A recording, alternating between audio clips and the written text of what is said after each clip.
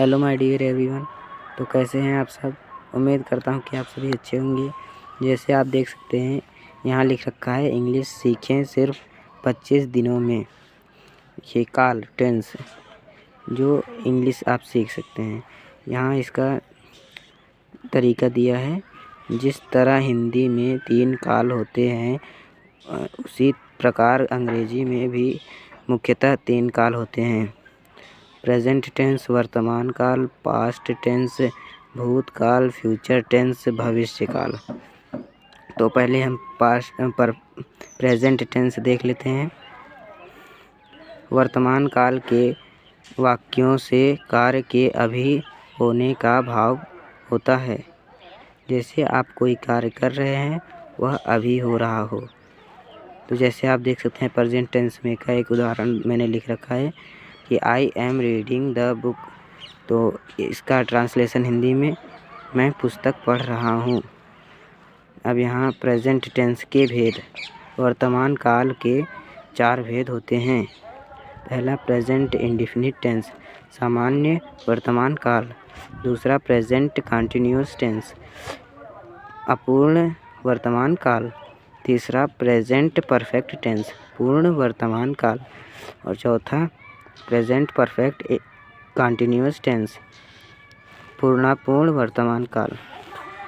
तो आइए हम पहले देख लेते हैं प्रेजेंट इंडेफिनिट टेंस। इसका नियम इस काल में किसी कार्य का वर्तमान काल में होना तथा किसी मनुष्य का व्यक्ति की आदत को प्रकट किया जाता है। तो आपने नियम देख लिया, अब पहचान भी देख लीजिए। अंत में ता है, ती है, ते हैं, ता हूँ आदि शब्द आते हैं। जैसे मैं बुक पढ़ता हूँ, जैसे ही ता है, दी है, चाहे जो आना चाहिए। अब चलिए हम इसका रूल देख लेते हैं। तो इसका रूल बनाने का भी नियम होता है। तो जैसे आप कोई इंग्लिश सीखने की बुक लेंगे तो उसमें हिंदी में दिया रहेगा, शॉर्ट में नहीं रहेगा, लॉन्ग में रहेगा, तो आपको जल्दी नहीं समझ में आएगा। अब मैं आपको शॉर्ट में दिखाता हूँ। तो यहाँ लिख देता हूँ रूल।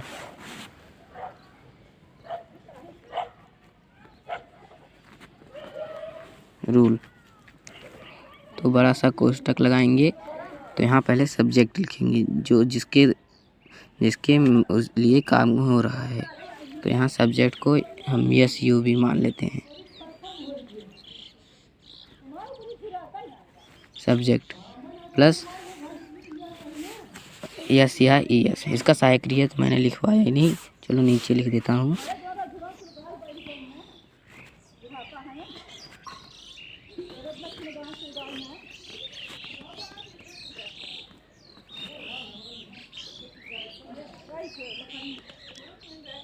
मैंने यहाँ सहायक क्रिया लिख दिया। तो इसका सहायक क्रिया होता है यस या यस। तो यहाँ इसका रोल देख लेते हैं।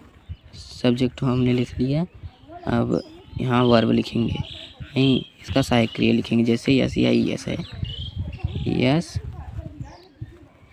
या यस प्लस अब सब्जेक्ट मतलब आप नहीं, अब सब्जेक्ट नहीं, वर्ब मतलब आप जो काम कर रहे हैं, कार्य जो हो रहा है उसको वर्ब कहते हैं।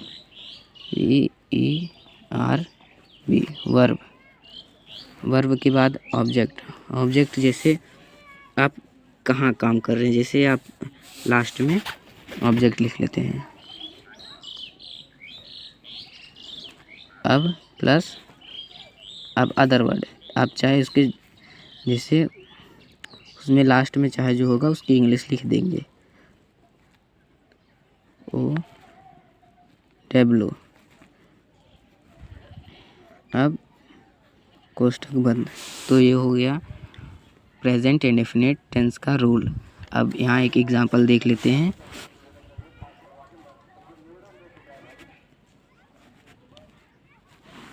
एग्जांपल जैसे वह स्कूल जाता है, वह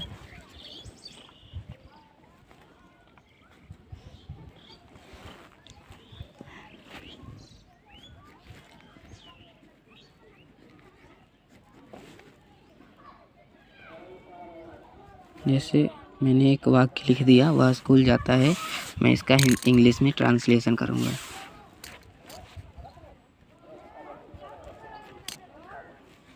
आंसर। तो जैसे यहाँ रूल लिखवा रखा है मैंने, तो उसी हिसाब से मैं यहाँ ट्रांसलेशन करूँगा। तो पहले सब्जेक्ट, किसके अनुसार यह काम हो रहा है। वह मतलब वह का इंग्लिश ही। और यस या यस हम एक वचन या बहुवचन के साथ लगाएंगे।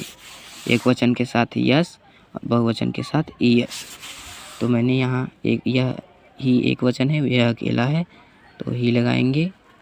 और पहले तो मुझसे एक गलती हो गई, वर्ब यहाँ पहले रहेगा। वर्ब यहाँ पहले कर दीजिए, यस या यस बाद में कर दीजिए। तो वह स्कूल जाता जिसे जो काम हो रहा है वह लिखेंगे। गोज़ टू हम यहाँ लिख देते हैं।